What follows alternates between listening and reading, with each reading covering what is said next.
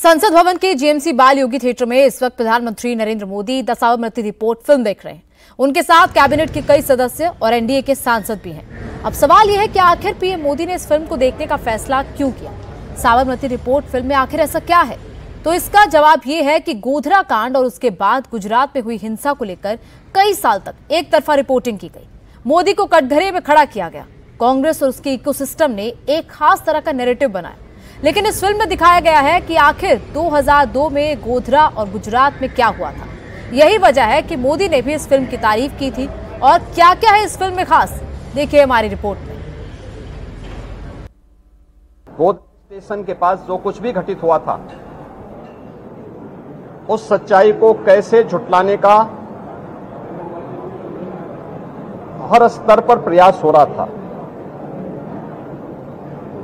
लेकिन आखिर वह सच्चाई सामने आई है। साबरमती कांड का वो कौन सा सच है जो देश से छिपाया गया?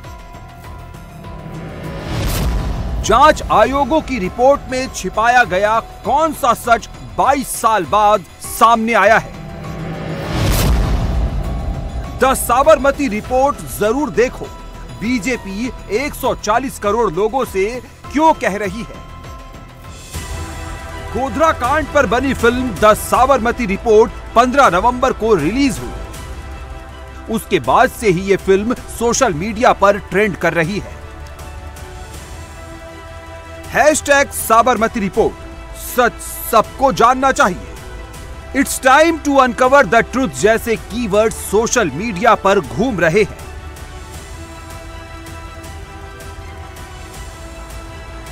गोधरा की सच्चाई, सच जानना जरूरी है। गोधरा कांड किसकी साजिश थी जैसी लाइन सोशल मीडिया पर छाई हुई है। फिल्म रिलीज होने के बाद से सर्च इंजन गूगल पर भी गोधरा कांड खूब सर्च किया जा रहा है। द साबरमती रिपोर्ट में ऐसा क्या है कि यूपी सीएम योगी आदित्यनाथ 2 घंटे का टाइम निकालकर फिल्म देखने पहुंच जाते हैं। डिप्टी सीएम और विधायकों को भी साथ ले जाते हैं।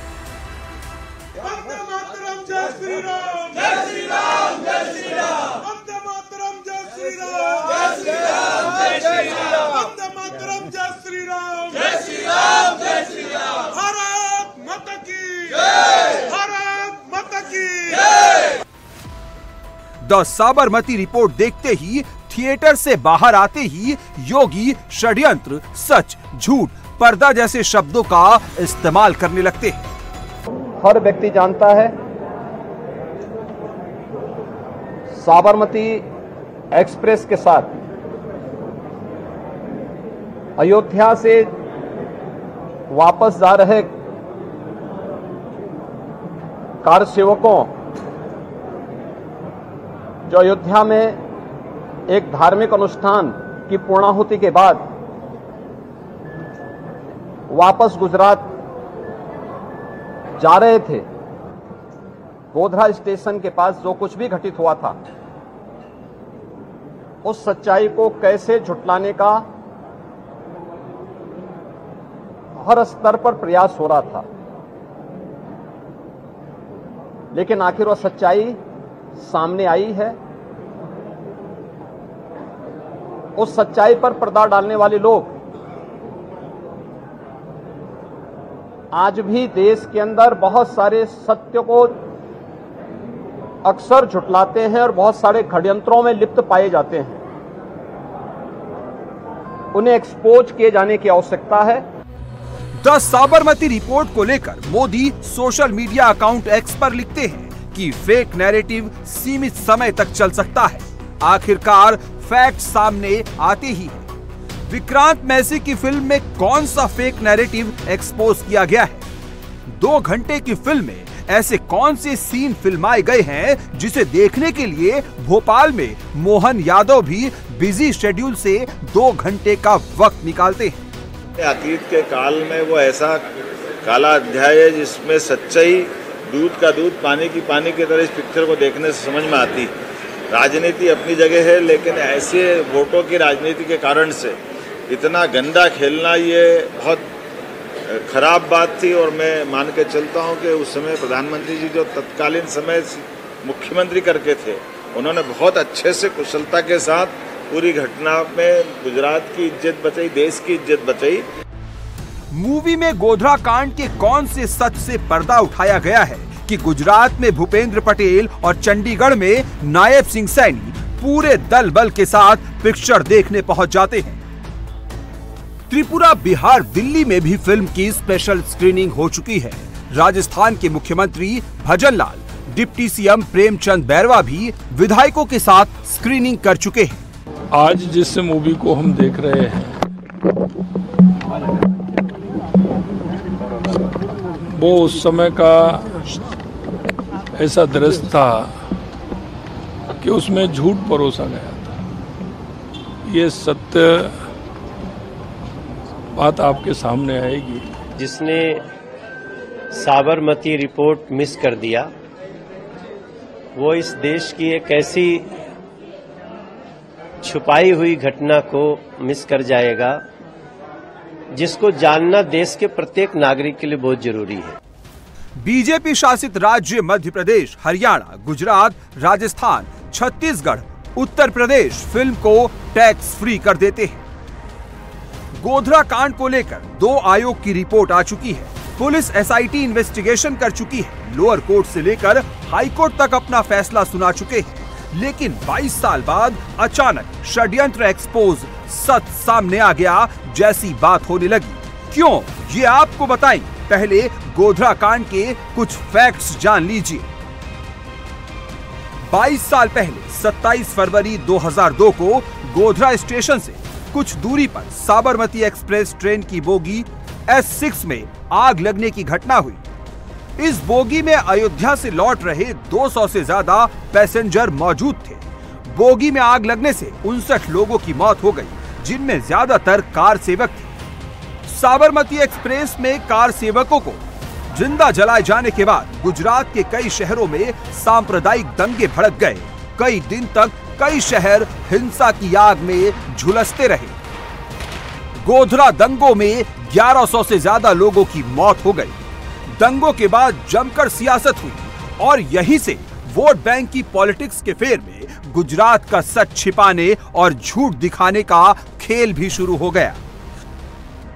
गुजरात सरकार ने दंगों की जांच के लिए नानावती आयोग का गठन किया।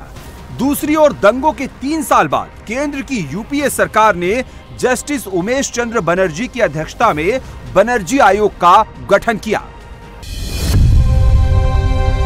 गोधरा कांड को लेकर सियासत कितनी तेजी से दौड़ी, इसका अंदाजा इस बात से लगा लीजिए कि 2002 में बने नानावती आयोग की पहली रिपोर्ट 6 साल बाद 2008 में आई। लेकिन 3 साल बाद बने बनर्जी आयोग ने 4 महीने में जांच पूरी कर लंबी पूरी रिपोर्ट भी तैयार कर दी।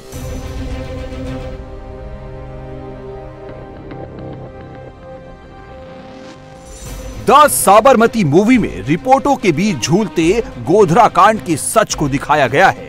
रिपोर्ट क्या कहती है और साबरमती रिपोर्ट ने किस सच से पर्दा उठाया है, अब वो समझ लीजिए।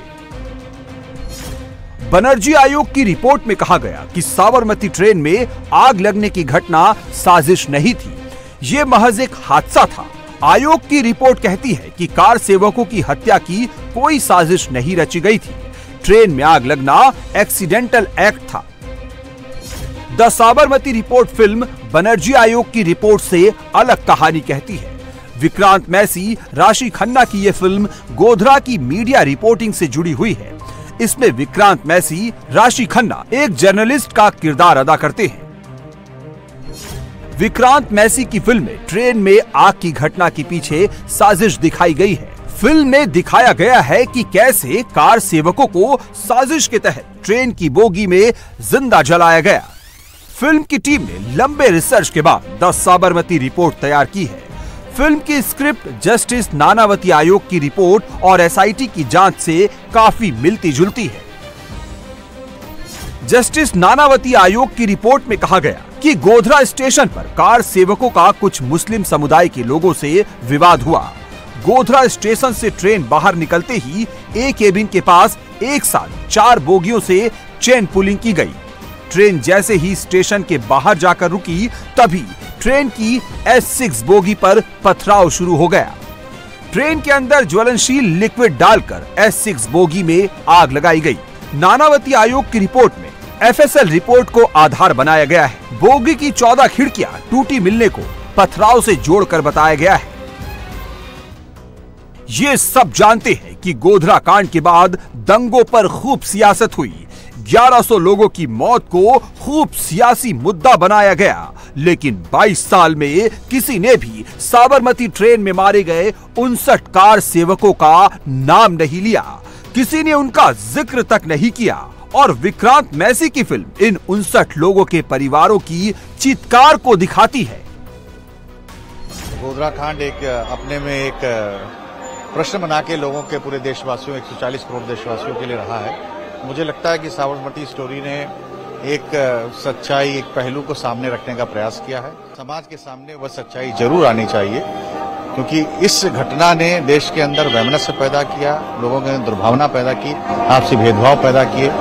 तो ऐसी सच्चाई को जरूर सामने आना चाहिए। साबरमती स्टोरी एक सच्चाई का आईना है। एक सत्य जो छुपा था बहुत लंबे समय तक, वो स्क्रीन पे आया है तो लोगों तक जरूर जाएगा। कैसे